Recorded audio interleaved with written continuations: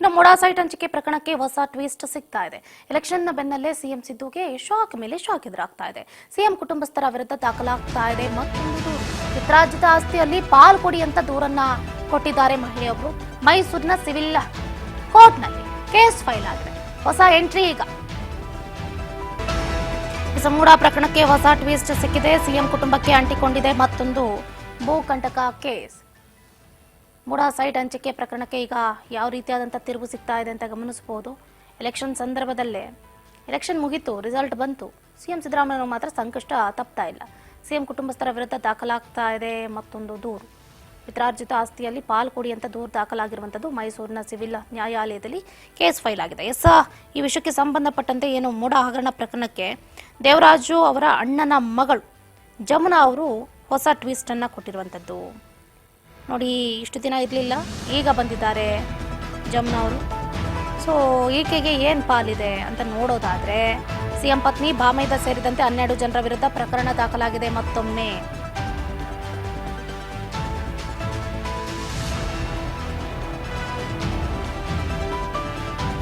CM ಪತ್ನಿ ಬಾಮೈದ ಸೇರಿದಂತೆ 12 ಜನರ ವಿರುದ್ಧ ಮತ್ತೆ ಪ್ರಕರಣ ದಾಖಲಾಗಿರುವಂತದ್ದು. ಕೇಸ್ ಫೈಲ್ ಆಗಿದೆ, ಗಮನಿಸಬಹುದು. ಇವರೇನೇ ದೇವರಾಜ್ ಅವರ ಅಣ್ಣನ ಮಗಳು. ಸೊ ಇವ್ರಿಗೂ ಕೂಡ ಪಿತ್ರಾರ್ಜಿತ ಆಸ್ತಿ ಬರಬೇಕು, ನನ್ನನ್ನ ಕೇಳದೆ ವಿತೌಟ್ ಮೈ ಪರ್ಮಿಷನ್ ನೀವು ಹೇಗೆ ಕೊಟ್ರಿ ಅಂತ ಈಗ ಇವರು ಪ್ರಶ್ನೆಯನ್ನ ಮಾಡ್ತಾ ಇದ್ದಾರೆ.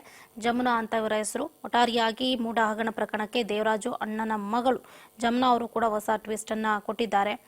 ಸೊ ಇದರಿಂದ ಸಿದ್ದರಾಮಯ್ಯನವರು ಹೇಗೆ ತಾನೇ ತಪ್ಪಿಸ್ಕೊಳ್ಳೋದಕ್ಕೆ ಸಾಧ್ಯ ಆಗುತ್ತೆ ಅನ್ನುವಂಥ ಪ್ರಶ್ನೆ ಮಾತ್ರ ಮೂಡ್ತಾ ಇದೆ. ನೋಡಿ, ರಾಮೇಶ್ವರಕ್ಕೆ ಹೋದ್ರು ಶನೇಶ್ವರನ ಕಾಟ ತಪ್ಪಲಿಲ್ಲ ಅನ್ನೋ ರೀತಿಯಲ್ಲಿ ಸಿದ್ದರಾಮಯ್ಯನವರು ಈಗ ಸಿಲುಕಾಕೊಂಡಿರುವಂಥದ್ದು.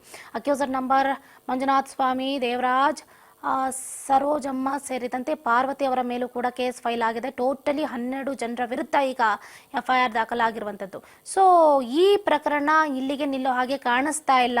ಇಲ್ಲಿ ಎಲ್ಲೋ ಒಂದು ಕಡೆ ಷಡ್ಯಂತ್ರ ನಡೀತಾ ಇದೆಯಾ ಅಥವಾ ಸ್ವತಃ ಈ ಜಮುನಾ ಅವರೇ ಬಂದು ಕೇಸನ್ನ ಫೈಲ್ ಮಾಡಿದ್ರ ಅನ್ನುವಂಥ ಅನುಮಾನ ವ್ಯಕ್ತವಾಗ್ತಾ ಇದೆ. ಬಟ್ ಇಲ್ಲಿವರೆಗೂ ಕೂಡ ಅಂದ್ರೆ ಏನು ಈ ಲೀಗಲ್ ಆಕ್ಷನ್ ತಗೊಂಡ್ರು ಕೂಡ ಸಿದ್ದರಾಮಯ್ಯನವರು ಈ ಸಂಕಷ್ಟದಲ್ಲಿ ಸಿಲುಕಾಕೊಂಡ್ರು ಕೂಡ ದೇವರಾಜ್ ಅವರು ಈ ಆಸ್ತಿಯನ್ನ ಕೊಟ್ಟಿದ್ದೀವಿ ಅಂತ ಹೇಳಿದ್ರು ಕೂಡ ಇಲ್ಲಿವರೆಗೂ ಯಾವುದೇ ರೀತಿಯಾದಂಥ ಒಂದು ಹೇಳಿಕೆಗಳನ್ನಾಗಿರ್ಬೋದು ಅಥವಾ ನಾನಿದ್ದೀನಿ ಅಂತ ಯಾವತ್ತೂ ಕೂಡ ತೋರಿಸ್ಕೊಂಡಿರ್ಲಿಲ್ಲ ಜಮುನಾ ಅವರು. ಈಗ ಏಕಾಏಕಿ ಎಂಟ್ರಿ ಕೊಟ್ಟಿರೋದು ಎಲ್ಲೋ ಒಂದು ಕಡೆ ಬಹಳ ಅನುಮಾನಕ್ಕೆ ಎಡೆ ಮಾಡಿ ಕೊಡ್ತಾ ಇದೆ. ನೋಡ್ಬೇಕಾಗುತ್ತೆ ಈ ಪ್ರಕರಣಕ್ಕೆ ಸಂಬಂಧಪಟ್ಟಂತೆ ಸಿಎಂ ಸಿದ್ದರಾಮಯ್ಯನವರು ಏನು ಉತ್ತರವನ್ನ ಕೊಡ್ತಾರೆ ಏನು ಅಂತ.